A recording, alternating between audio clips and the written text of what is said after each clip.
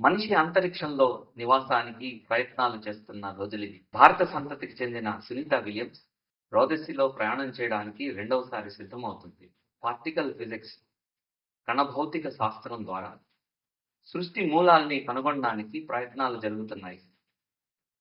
ఇటీవల కనుగొన్న దైవకణం అందులో భాగమే. చంద్రుని మీదకి ప్రయాణం చేయడం, చంద్రుడి మీద నడవడం, అంతరిక్షంలో భూమి చుట్టూ ప్రదక్షిణలు చేయడం శాస్త్ర విజ్ఞానానికి కొత్తేమీ కాదు. మానవ మేధస్సు ఇంతగా పరిణతి చెంది శాస్త్ర పరిజ్ఞానం పరిడవిల్లుతున్నటువంటి ఈ తరుణంలో విశ్వాసం హేతుబద్ధమైందేనా? బైబిల్ నమ్మదగిందేనా? దైవకణం కనుగొన్నటువంటి తరుణంలో నాస్తికవాదులు దాన్ని గొప్పగా ప్రచారం చేసుకుంటున్నారు. మరి చాలామంది మేధావులు, శాస్త్రజ్ఞులు భావిస్తున్నట్లు మతం మొత్తమందేనా? బైబిల్ నమ్మదగిందేనా? విశ్వాసానికి హేతు అవసరమేనా? దైవ చింతన, భక్తి ప్రపత్తులకి తావున్నదా? బైబిల్ చారిత్రక గ్రంథంగా పరిగణించబడుతున్నప్పటికీ సైన్స్ అభివృద్ధి చెందని కాలంలో వ్రాసిన గ్రంథంగా నేటి తరుణంలో బైబిల్ నమ్మదగిందేనా? హేతుబద్ధమేనా?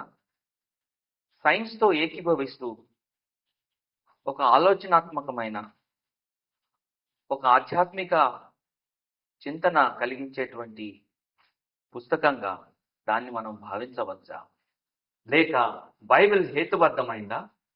సైన్స్తో ఏకీభవిస్తుందా? సత్య గ్రంథమా? అనాదిగా వస్తున్న ఈ సందిగ్ధాన్ని, ఈ అపోహల్ని తొలగించడానికి ఈ కార్యక్రమంలో ప్రధాన వక్తగా పాల్గొనడానికి శ్రీ జి ప్రకాష్ గారు మనతో ఉన్నారు. ప్రకాష్ గారికి స్వాగతం. ప్రకాష్ గారు, ఈ మధ్యలో దైవకణం కనుగొన్నారు. నాస్తికులు ఈ విషయాన్ని బాగా ప్రచారం చేస్తున్నారు. ఈ నేపథ్యంలో దేవుడు అవుట్డేటెడ్ అయిపోయాడా? దేవునిపై విశ్వాసం అవుట్డేటెడ్ అంటామా? కాలం చెల్లినటువంటిది అంటామా? దీనిపై మీ అభిప్రాయం ఏంటి? నాస్తికులు చేస్తున్న ప్రచారం చూస్తే దేవుడు, విశ్వాసము ఇలాంటి విషయాలు, లేకపోతే భక్తి, మతం అనేటువంటి విషయాలు కాలం చెల్లినవిగానే కనపడుతున్నాయి. కానీ వాస్తవం దానికి విరుద్ధంగా ఉంది. మీరు అడిగిన ప్రశ్నకి జవాబు చెప్పాలి అంటే, అది వాస్తవానికి ఎందుకు విరుద్ధంగా ఉందని తేల్చాలి అంటే, ముందు కొన్ని విషయాలను మనము ప్రాథమికంగా కొన్ని విషయాలను ఆకలింపు చేసుకోవాల్సి ఉంటుంది. వాటి పట్ల కొంత ప్రాథమికమైన అవగాహన ఏర్పరచుకోవాల్సి ఉంటుంది. ఇప్పుడు సైన్స్ ప్రకారము దేవుడు కాలం చెల్లినటువంటి విషయమా అని చెప్పాలంటే ముందు సైన్స్ ఏమిటి అనేది తెలుసుకోవాలి. విశ్వాసం అంటే ఏమిటి అనేది నిర్వచించుకోవాలి. హేతు అంటే ఏమిటి? హేతువు సైన్స్లోనే ఉంటుందా, మతంలో కూడా అవసరమా, విశ్వాసానికి కూడా అవసరమా అన్న విషయాల్ని మనం తెలుసుకోవాల్సి ఉంటుంది. సత్య జ్ఞానం ఎలా కలుగుతుంది, సైన్స్లో జ్ఞానం ఎలా కలుగుతుంది? సో ఈ విషయాలన్నీ కూడా మనం కూలంకుషంగా చర్చించకుండా, ఒక ఇదమిద్దమైనటువంటి అవగాహన కలగకుండా, సైన్స్ ప్రకారము ఈరోజు దేవుడు కాలం చెల్లిన విషయమా, లేకపోతే విశ్వాసము, భక్తి, మతం అనేవి కాలం చెల్లిన విషయాలా అని చెప్పాలంటే అది చాలా సంక్లిష్టమైనటువంటి విషయం. నిజమే. పదాల అర్థాలు తెలియకుండా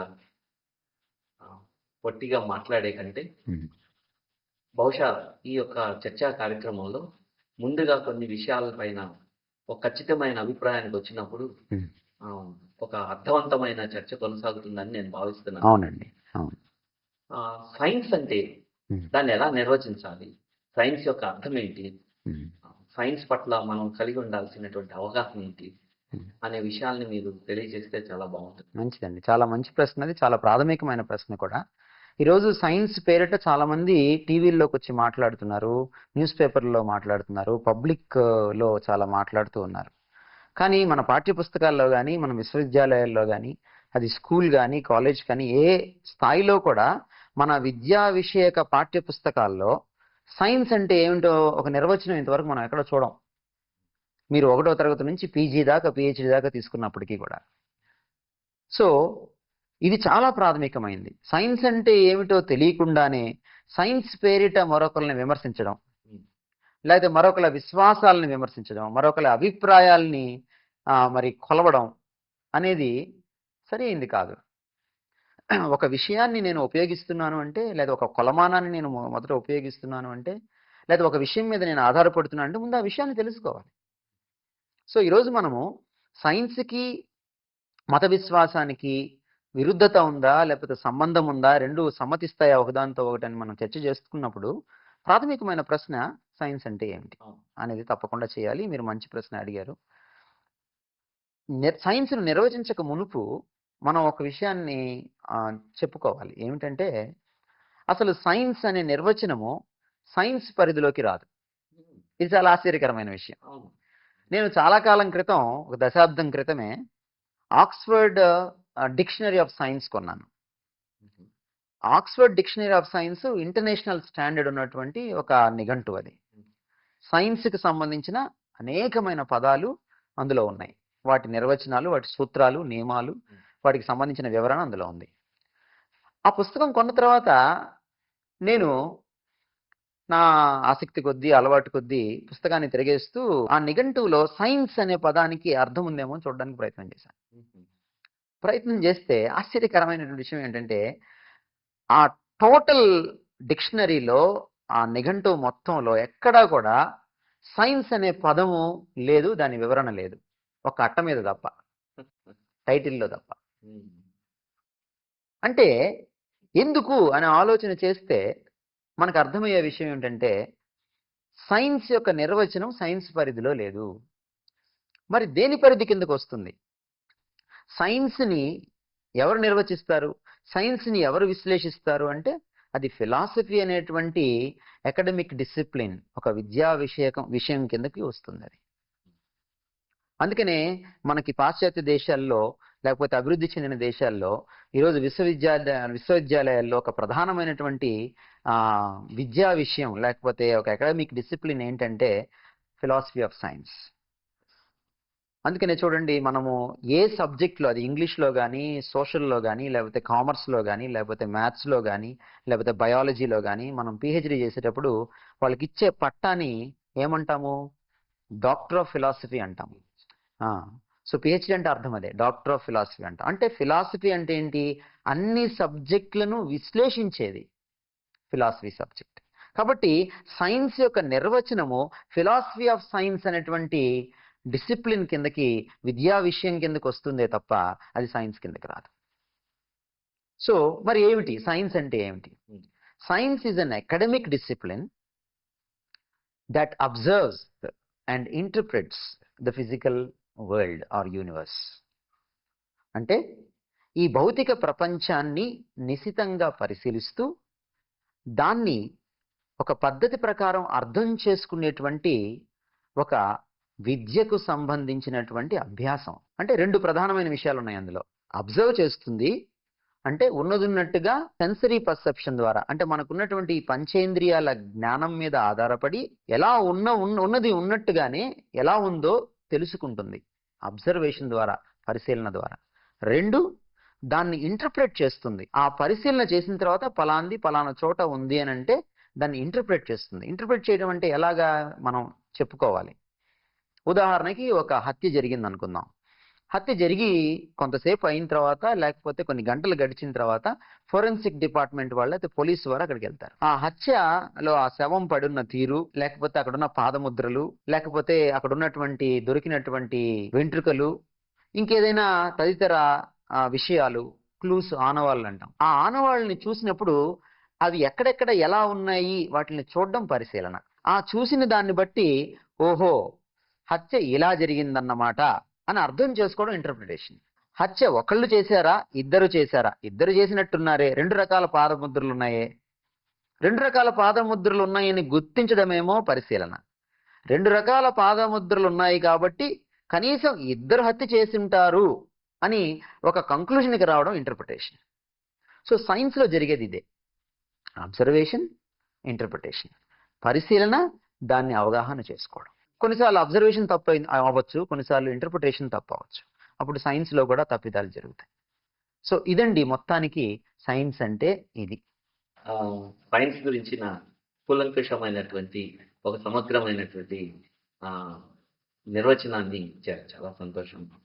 మరి అలాగే హేతువు గురించి, ఉమ్, రీజన్ గురించి ఉమ్, కూడా మనం నిర్వచించుకుంటే ఉమ్. మనం చర్చలో ముందుకు కొనసాగడానికి రైట్ అండి. పునాది ఏర్పడుతుంది. అవును, ఇందాక మనం అనుకున్నట్టుగానే హేతువు, విశ్వాసము, సత్యము ఇలాంటి అంశాలని మనం నిర్వచించుకోవాలి. హేతువు అనేది ఏమిటో నేను చెప్పకముందు ఒక చిన్న సంఘటన జరిగింది ఆ మధ్యకాలంలో. 2005 డిసెంబర్లో అనుకుంటాను, విజయవాడలో ఒక నాస్తిక సోదరుడితోటి మేము చర్చకు కూర్చున్నాం, క్రిస్టియన్ థింకర్స్ ఫోరం తరఫున. కూర్చున్నప్పుడు ఒక ప్రశ్న ఉత్పన్నమైంది. నేను ఒక ప్రశ్న వేశాను ఆయన్ని. ఆయన రాష్ట్ర హేతువాద సంఘం అధ్యక్షులు ఆ రోజుల్లో. మరి హేతువాద సంఘం అధ్యక్షులు కాబట్టి హేతు గురించి బాగా తెలిసి ఉంటుందని నేను అనుకోవడంలో అది తప్పేం లేదు. సో ఆయన ఏమడిగానంటే, అయ్యా మరి మీరు హేతువాద సంఘం అధ్యక్షులు కదా, హేతు అంటే ఏమిటి నిర్వచించండి అని అడిగాను నేను ఆయన. ఇప్పుడు మీరు నన్ను అడిగినట్టే అడిగాను. అడిగితే ఆయన సైలెంట్ అయిపోయాడు, మాట్లాడలేదు, కాసేపు మౌనం వహించాడు. అప్పుడు నేను అన్నాను, సరేనండి మీరు అది ఆలోచిస్తూ ఉండండి, ఇంకో ప్రశ్న కూడా నేను అడుగుతాను, హేతువు పదార్థమా, పదార్థము కానిదా అని అడిగాను. ఆయన 2 సెకండ్లు 3 సెకండ్లు టైం తీసుకున్న తర్వాత అన్నాడు, పదార్థమే అన్నాడు. అప్పుడు నేను అన్నాను, హేతువు పదార్థం ఎలా అవుతుంది? ఉదాహరణకి ఆ టీపాయ్ మీద సెల్ ఫోన్ ఉంది, అదొక పదార్థం. మరి ఆ టీపాయ్ మీద సెల్ ఫోన్ ఉంది అనేది ఒక పదార్థం అయితే, సెల్ ఫోన్ ఉంది అనే ఒక ఆలోచన నా మనసులో ఉంది. ఈ ఆలోచన, ఆ సెల్ ఫోన్ ఒకటేనా, 2 పదార్థాలేనా అని నేను సోదాహరణంగా ఆయన్ని ప్రశ్నించాను. ఆయన ఏమన్నాడంటే 2 పదార్థాలే అన్నాడు. 2 పదార్థాలు ఎలా అవుతాయి అన్నాను నేను. సెల్ ఫోన్ అనే పదార్థాన్ని అట్టి పెట్టుకున్నటువంటి ఆలోచన కాబట్టి ఇది కూడా పదార్థమే అన్నాడు. అప్పుడు నేనన్నాను, బాగుందండి మీ విశ్లేషణ, అసలు పదార్థం లేకుండానే ఆలోచన ఉందనుకోండి, అదేమిటి అని అన్నాను. ఉదాహరణకి ప్రేమ గురించినటువంటి ఆలోచన. అసలు ఆలోచన గురించిన ఆలోచన అనుకోండి, ఆలోచన గురించి కూడా ఆలోచిస్తాం కదా మనం చాలాసార్లు. నేను ఎలా ఆలోచిస్తున్నానని ఆలోచిస్తూ ఉంటాం మనం. మైండ్కి ఆ కెపాసిటీ కూడా ఉంది మానవ మేధస్సుకి. మరి దాని గురించి ఏమంటారు అని అన్నాను. అప్పుడు ఆయన కాసేపు ఆగిపోయాడు. నేను ఆయన అర్థం చేసుకోగలను. హేతువాదులు, పదార్థవాదులు, పదార్థం తప్ప మరి ఏది కూడా వాస్తవంలో లేదని వాళ్ళు అనుకుంటారు. కాబట్టి హేతు పదార్థం కాదు అని అన్నాడు అనుకోండి పొరపాటున, నేను పట్టుకుంటాను ఆయన్ని. మరి హేతు పదార్థం కాదు కదా, హేతు ఉంది కదా, మరి అలాగే పదార్థం కానీ దేవుడు కూడా ఉండొచ్చు కదా అని నేను అడుగుతాను ఆయన్ని. అందుకని ఆయన క్షేమంగా ఉంటుంది, ఆయనకి హాయిగా ఉంటుందని చెప్పి ఆయన సిద్ధాంతానికి ఏమాత్రం భంగం కలగకుండా ఆయన ఏమన్నాడంటే పదార్థం, హేతు పదార్థమే అన్నాడు. కానీ నిజానికి అది వాస్తవం కాదు. హేతువు ఒక మానసిక పటిమ. హేతువు సరిగా ఆలోచిస్తున్నానో లేదో, నేను తప్పుగా ఆలోచిస్తున్నానా, ఒప్పుగా ఆలోచిస్తున్నానా నాకు తెలియచెప్పేది హేతువు. ఇప్పుడు మీరు ఇందాక ఏంటి పరిశోధన అనేటువంటి ఈ కార్యక్రమానికి పరిచయం చేస్తూ మీరు ఒక ట్యాగ్ లైన్ చెప్పారు, పరిశోధన థింక్ రైట్ అన్నారు మీరు. థింక్ రైట్ అంటే థింక్ రాంగ్ కూడా ఉందిగా. మరి ఈ థింకింగ్ లో రైట్ ని రాంగ్ ని ఏది గీత గీసి కొలుస్తుంది, ఏది చెప్తుంది ఆ వ్యత్యాసాన్ని అంటే అదే హేతు. ఆ మానసిక పటిమను హేతు అని అన్నారు. అది మనకి సహజంగానే అబ్బింది. ప్రతి ఒక్కళ్ళకి కామన్ సెన్స్ ఉపయోగిస్తారు. ఆ కామన్ సెన్స్ చాలాసార్లు మనకేం చెప్తుంది, ఇది కరెక్ట్ కాదు, ఇది కరెక్టు అని చెప్తుంది. సో దాన్నే మనం హేతువు అన్నాం. చాలా బాగా చెప్పారు. హేతువుని నిర్వచించడమే కాదు, హేతువు మీద ఉన్న అపోహలు, హేతువు పైన ఉండేటువంటి భిన్నాభిప్రాయాల గురించి కూడా మీరు చాలా చక్కగా వివరించారు. సైన్స్ అంటే, హేతువు అంటే ఆలోచించిన తర్వాత సాధారణంగా నెక్స్ట్ విశ్వాసం అనేటువంటిది. ఎందుకంటే తరచూ నేను గమనించినంత వరకు విశ్వాసానికి సైన్స్కి పొంతన లేదు. 2 విభిన్నమైనటువంటి కోణాల నుంచి చూసేటువంటి పరిస్థితుల్లో విశ్వాసాన్ని కూడా నిర్వచించుకుంటే వీటి మధ్యలో ఉండేటువంటి సంబంధాన్ని ఆలోచించడం మనకి సులువు అవుతుందని అనుకుంటాను. అవును. కాబట్టి విశ్వాసాన్ని కూడా నిర్వచిస్తే బాగుంటుంది. రైట్. విశ్వాసం అనేది కూడా హేతువు లాంటి ఒక సామర్థ్యమే. హేతువు ఒక సహజమైన మానసిక సామర్థ్యం ఎలానో, విశ్వాసం కూడా సహజ సిద్ధంగా మనిషికి అబ్బినటువంటి ఒక సామర్థ్యం. చూడండి, అతను పామరుడైనా పండితుడైనా, అతను చదువుకున్నవాడైనా చదువుకోనివాడైనా, అనాగరికుడైనా నాగరికుడైనా, సైంటిస్ట్ అయినా కాకపోయినప్పటికీ కూడా విశ్వాసం అనేది మానవ నిత్య జీవితంలో ఒక అంతర్భాగంగా ఉంటుంది. మనము హడావిడిగా ఒక బస్ స్టాండ్కి వెళ్ళి బస్సు పట్టుకోవాలనుకున్నప్పుడు గబగబా సంచి తీసుకొని వచ్చి అటు వెళ్తున్న ఆటోను ఆపి గబుక్కున ఎక్కేస్తాం. ఎక్కేసేటప్పుడు ఆటో వాడు ఎంత ఎక్స్పీరియన్స్ ఉన్నవాడు, లేకపోతే ఆ ఆటోకి బ్రేకులు ఉన్నాయా లేదా, ఆ ఆటో సరిగా నన్ను గమ్యానికి తీసుకెళ్తుందా లేదా, తీరా ఎక్కిన తర్వాత ఏమన్నా అవుతుందా అని ఏమీ ఆలోచించాం. ఎందుకు ఆలోచించాం? అక్కడ ఏం ఉపయోగిస్తున్నాము? హేతువు కంటే అక్కడ విశ్వాసాన్ని ఎక్కువగా ఉపయోగిస్తున్నాం. ఆ విశ్వాసం ఎలా వచ్చింది నాకు? గత అనుభవం నాకు నేర్పించింది. ఆ అనుభవం మీద ఆధారపడిన విశ్వాసం అది.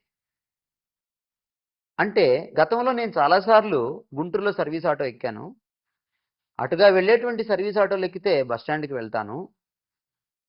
సర్వీస్ ఆటోలో 2-3 కూర్చొని ఉంటారు. బస్ స్టాండ్ అనగానే ఎక్కించుకుంటాడు. ఎక్కించుకోగానే ఓ 10 నిమిషాల్లో బస్ స్టాండ్ చేరతాను.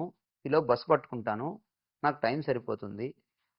ఎంత ఇవ్వాలి అనేది కూడా అవసరం లేదు. నాకు ముందే తెలుసు ఇంత ఇంత ఇవ్వాలని. మహా అంటే రూ. 6 8 ఇస్తాను. సో ఇదంతా కూడా ఒక ఎక్స్పీరియన్స్ వల్ల మళ్ళీ నేను వెరిఫికేషన్ చేసుకోను. కానీ అక్కడ విశ్వాసాన్ని ఉపయోగిస్తాను. సో మొట్టమొదట విశ్వాసం గురించి నిర్వచించుకోకముందు మనము ఒక అపోహను తొలగించుకోవాలి.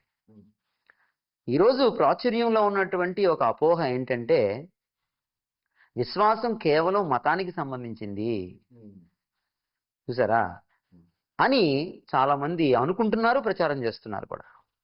చాలా మందికి తెలియని విషయం ఏంటంటే సైన్స్లో కూడా విశ్వాసం ఉంటుంది.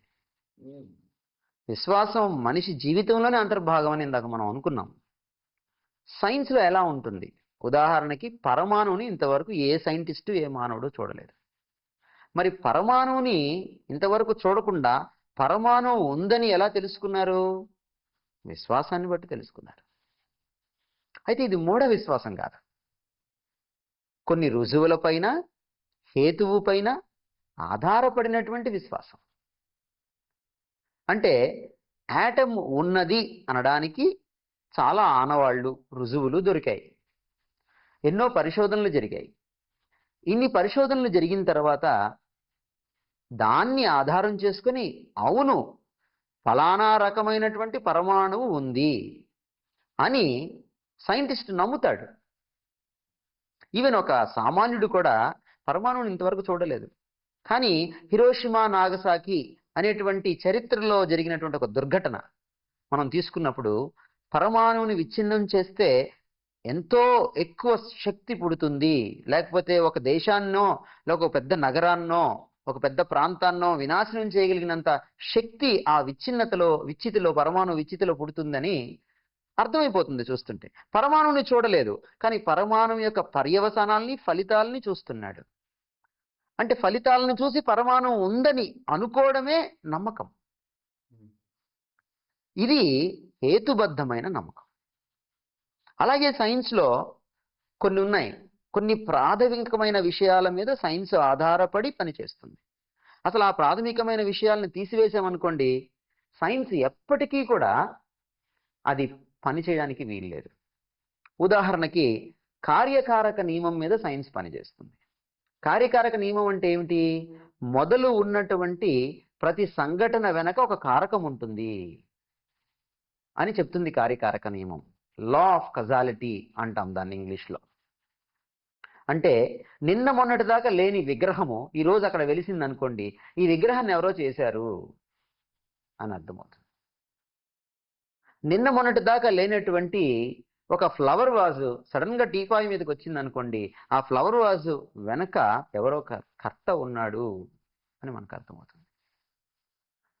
నీవు అట్లా బయటికి వెళ్ళి వచ్చేటప్పటికి టీపాయ్ మీద సెగలు కక్కుతున్నటువంటి ఒక కాఫీ కప్పులో ఉందనుకోండి, ఇప్పుడే ఎవరో పెట్టారు అని అర్థమవుతుంది. దీన్ని కార్యకారక నియమం అన్నాం. ఈ కార్యకారక నియమం మీద సైన్స్ ఆధారపడింది. అంతేకాకుండా ఇప్పుడు జరుగుతున్నట్టుగానే గతంలో కూడా జరిగింది అని సైన్స్ నమ్ముతుంది. దాన్ని సర్వసారూప్య నియమం అంటాం, ప్రిన్సిపల్ ఆఫ్ యూనిఫార్మిటీ అంటాం.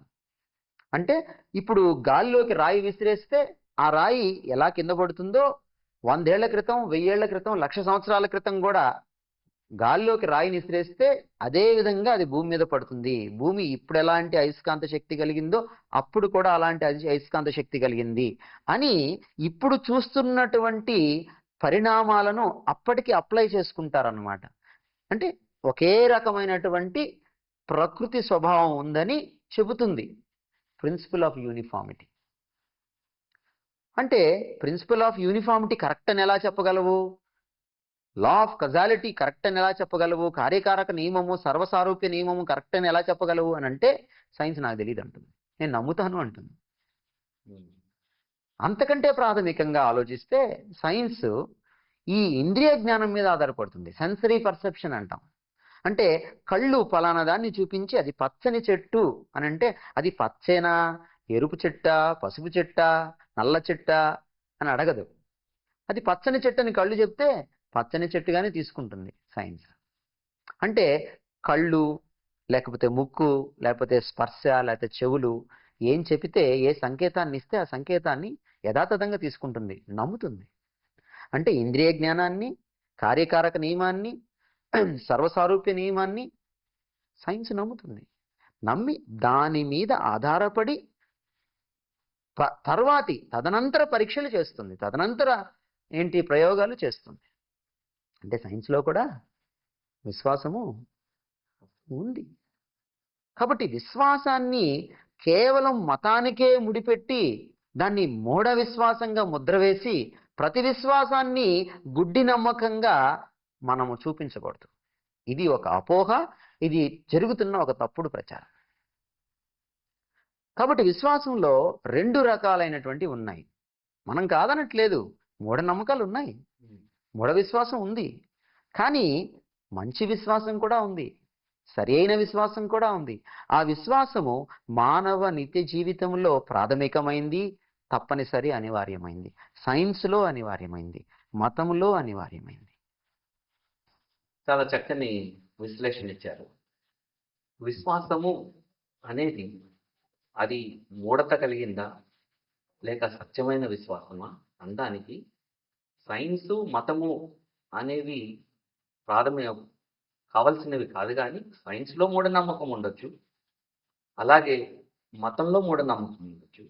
సైన్స్లో మంచి విశ్వాసం ఉండొచ్చు, మతంలో కూడా మంచి విశ్వాసం. ఎగ్జాక్ట్లీ. సో కాబట్టి అది ఏ రంగానికి చెందింది అనే దాన్ని బట్టి ఇది మూఢమైంది, ఇది సత్యమైంది అని చెప్పడానికి వీలు లేదు అనేటువంటి ఒక చక్కని అవగాహనకి రావడానికి ఈ నిర్వచనం సహాయపడింది. అయితే ఈ ప్రక్రియలోనే సత్యం అనేటువంటిది హేతువు, విశ్వాసము, శాస్త్రాన్ని గురించి ఆలోచన చేస్తున్నప్పుడు మనం చివరిగా సత్యాన్ని గురించిన నిర్వచనాన్ని కూడా మనం ఆలోచించినట్లయితే ఇది ఒక సమగ్రమైనటువంటి అవగాహనకి రావడానికి సహాయపడుతుందని నేను భావిస్తా ఉన్నాను. సత్యం గురించి ఒకసారి ఆలోచన చేద్దామా? తప్పకుండా అండి, అది చాలా ప్రాముఖ్యమైంది. ఎందుకంటే అది సైన్స్ పరంగా అన్వేషణ చేసిన, లేకపోతే తాత్విక పరమైనటువంటి అన్వేషణ చేసిన, లేక మతపరమైన ఆధ్యాత్మికమైనటువంటి అన్వేషణ చేసిన మానవుడు చివరికి తెలుసుకోవాలనుకున్నది, చేరుకోవాలనుకున్నది సత్యమే. సత్యమేవ జయతే అని మన శాస్త్రాల్లో ముండకోపనిషత్తులో ఉంది. అలాగే బైబిల్లో కూడా సత్యం మిమ్మల్ని స్వతంత్రులుగా చేస్తుంది ఉంది. సత్యానికి చాలా ఉన్నతమైన లక్షణాలు ఉన్నాయి. సత్యం మానవ జీవితంలో చాలా ప్రాముఖ్యమైనది. ముఖ్యంగా సరి అయిన జ్ఞానం కలగాలంటే సత్యం ఏమిటో మనం తెలుసుకోవాలి తప్పకుండా. అట్లా తెలుసుకున్నప్పుడే ఆ జ్ఞానమే సత్య జ్ఞానం అవుతుంది. కాబట్టి సత్యం గురించి మనం చర్చ చేయవలసిందే. సత్యాన్ని అరిస్టాటిల్ చాలా చక్కగా వర్ణించాడు. ఆయన ఏమన్నాడంటే ఉన్నది ఉన్నట్టుగా చెప్పడం సత్యం అన్నాడు. లేనిది లేనట్టుగా చెప్పినా అది సత్యమే అన్నాడు. ఉన్నది ఉన్నట్టుగా చెప్తే సత్యమట, లేనిది లేనట్టుగా చెప్తే సత్యమట. అలా కాకుండా లేనిది ఉన్నట్టుగా చెప్పినా, ఉన్నది లేనట్టుగా చెప్పినా అది అసత్యమట. ఎంత చక్కగా వర్ణించాడు. అంటే ఒక రకంగా చెప్పాలంటే సత్యము వాస్తవంతో ముడిపడి ఉంటుంది. సత్యాన్ని వాస్తవాన్ని విడదీయలేము. వాస్తవం అంటే ఏంటి? ఉనికిలో ఉన్నది వాస్తవము, ఉనికిలో లేనిది అవాస్తవము. ఉన్నదేదో అది వాస్తవము, లేనిది అవాస్తవం. వాస్తవానికి అనుగుణంగా లేక వాస్తవంతో ఏకీభవించేదిగా లేక వాస్తవానికి దగ్గరగా ఉండేది సత్యం. వాస్తవానికి దూరంగా ఉంటే, వాస్తవంతో ఏకీభవించకుండా వాస్తవానికి విరుద్ధంగా ఉంటే అది అసత్యం అవుతుంది. అంటే ఒక రకంగా చెప్పాలంటే సత్యం అనేది ఒక స్టేట్మెంట్. అది కొన్ని పదాల కలయికగా వచ్చిన ఒక వాక్య రూపం. ఆ వాక్యము వాస్తవానికి దగ్గరగా వాస్తవాంతో ఏకీభవిస్తూ ఉంటే అది సత్యం అవుతుంది. ఆ వాక్యము వాస్తవానికి విరుద్ధంగా ఉందనుకోండి, అది అబద్ధము, అసత్యం అవుతుంది. అందుకనే చూడండి, నువ్వు అబద్ధం చెప్తున్నావు, నువ్వు నిజం చెప్పు అని అడుగుతాం. అంటే చెప్పడంలో ఉంటుంది సత్యము అసత్యము అనేది, స్టేట్మెంట్లో ఉంటుంది. So truth is a statement that correspond to reality. So దాన్ని మనం సత్యంగా తీసుకోవాలి. ఆ సత్యానికి అనుగుణంగా లేకపోతే ఆ సత్యంతో ఏకీభవిస్తూ, అంటే వాస్తవాన్ని యథాతథంగా అర్థం చేసుకున్నాను అనుకోండి, అది వాస్తవ జ్ఞానము, సత్య జ్ఞానము అవుతుంది. వాస్తవాన్ని వాస్తవంలో ఉన్నదానికంటే భిన్నంగా అర్థం చేసుకున్నాను అనుకోండి, అది సత్య జ్ఞానం అవ్వదు, అది అసత్య జ్ఞానం అవుతుంది. నేను మోసపోతాను. భ్రమ అంటాం దాన్ని, భ్రాంతి అంటాము దాన్ని. సో భ్రమలో ఉన్నవాడు, భ్రాంతిలో ఉన్నవాడు వాస్తవాన్ని వాస్తవంగా అర్థం చేసుకోలేడు, దానికి భిన్నంగా అర్థం చేసుకుంటాడు. అంటే తన ఆలోచనల్ని వాస్తవానికి ఆపాదిస్తాడు, వాస్తవానికి అతీతమైనటువంటి ఊహల్ని దానికి ఆపాదిస్తాడు. ఆపాదించి అమ్మో అని అంటాడు. ఉదాహరణకి చిన్నప్పుడు బిడ్డ అన్నం తినకపోతే అమ్మ చీకటిని చూపించి బూచి అంటుంది. నిజానికి ఈ చీకటిలో అక్కడ బూచి ఏమీ లేదు. కానీ అమ్మ ఏం చెప్తుంది? వాడిని బెదిరించి లేకపోతే వాడిని డైవర్ట్ చేసి వాడి నోట్లో ఒక ముద్దన్నా అది పెడితే వాడు కాస్త తిని శక్తి తెచ్చుకుంటాడన్నటువంటి ఒక మంచి ఉద్దేశంతో అమ్మ ఆ మాట చెప్తుంది. కానీ వాస్తవానికి దూరంగా ఉంది కదా. కానీ వాడికి ఒక జ్ఞానం కలుగుతుంది, ఓహో చీకటిలో బూచి ఉంటుందన్నమాట. అందుకని మన పిల్లలు టీనేజ్కి వచ్చినా కూడా, కాలేజ్ లెవెల్కి వచ్చినా కూడా చీకట్లో పడుకోరు. అమ్మ నువ్వు నాతో పడుకో, నేను నాన్న దగ్గర పడుకుంటాను, అమ్మ దగ్గర పడుకుంటాను, లేదా మేము ఇద్దరం కలిసి ఒక రూమ్లో పడుకుంటాం. ఒక్కడే రూమ్లో పడుకోడు. కొంతమంది పెళ్ళైన తర్వాత కూడా ఒక్కళ్ళే రూమ్లో పడుకోలేని పరిస్థితి. ఎందుకంటే చిన్నప్పుడే ఆ అవాస్తవమైన జ్ఞానాన్ని, ఆ అసత్య జ్ఞానాన్ని వారి మనసులో నాటేశాం. చీకట్లో దయ్యం ఉంటుంది, బూచి ఉంటుంది, నిన్ను పట్టుకెళ్ళిపోతుంది. కానీ వాడు పెద్దోడైన తర్వాత కాస్త తెలివిగలవాడు, ఆలోచించేవాడైతే ఏం చేస్తాడు? వెళ్ళి పరిశోధన చేస్తాడు. చీకట్లో ఏమీ ఉండదు, లైట్ వేసినప్పుడు ఎలా ఉంటుందో లైట్ పోయినప్పుడు కూడా అవే వస్తువులు ఉంటాయి, అంతకు మించి కొత్తది ఏం రాదు అక్కడికి అనేటువంటి జ్ఞానం వాడు కలిగిందనుకోండి, దాన్ని సత్య జ్ఞానం అంటాం. ఎందుకంటే అది వాస్తవానికి అనుగుణంగా ఉంది కాబట్టి ఒక సత్యాన్ని మనం తెలుసుకునేటప్పుడు విశ్వాసం అంటే ఏంటి, హేతు అంటే ఏంటి, విశ్వాసము హేతువు కలిసి ప్రయాణం చేస్తాయా, విశ్వాసము మతంలోనే ఉంటుందా, సైన్స్లో కూడా కావాలా, చూసారా? ఇలాంటి అంశాలని పరిశీలన చేస్తూ, అర్థం చేసుకుంటూ, ఆకలింపు చేసుకుంటూ సత్యం అంటే ఏంటి, సత్య జ్ఞానం అంటే ఏంటి మనం తెలుసుకోవాలి. అందుకనే ఆల్బర్ట్ ఐన్స్టైన్ ఏమన్నాడంటే, science without religion is lame అన్నాడు, religion without science is blind అన్నాడు. అంటే సైన్స్ లేని మతం గుడ్డిది, మతం లేని సైన్స్ కుంటిది అన్నాడు. అంటే మరో విధంగా చెప్పాలంటే హేతువు విశ్వాసము కలిసి ప్రయాణం చేస్తాయి, అవి విడదీయరానటువంటి బంధాన్ని కలిగి ఉన్నాయి, ఒకదాని మీద ఒకటి ఆధారపడి ఉన్నాయి అనేటువంటి విషయాన్ని ఆ గొప్ప మేధావి ఆ ఆల్బర్ట్ ఐన్స్టైన్ అనేటువంటి ఆ శాస్త్రజ్ఞుడు చెప్పకనే చెప్పాడు. చాలా అద్భుతమైన స్టేట్మెంట్. ఐన్స్టీన్ ప్రపంచానికి థియరీ ఆఫ్ రిలేటివిటీ ఇచ్చి ఒక నోబెల్ ప్రైజ్ విన్నర్గా ఉన్నప్పటికీ కూడా జీవితానికి సంబంధించిన అద్భుతమైన సత్యాలని అందించాడు. ఒక గుడ్డి విశ్వాసం మతానికి ఎంత చెడు తెస్తుందో, అలాగే సైన్స్ కూడా విశ్వాసం లేని సైన్స్ అది కుంటిది అనే విషయాన్ని అర్థం చేసుకున్నాం.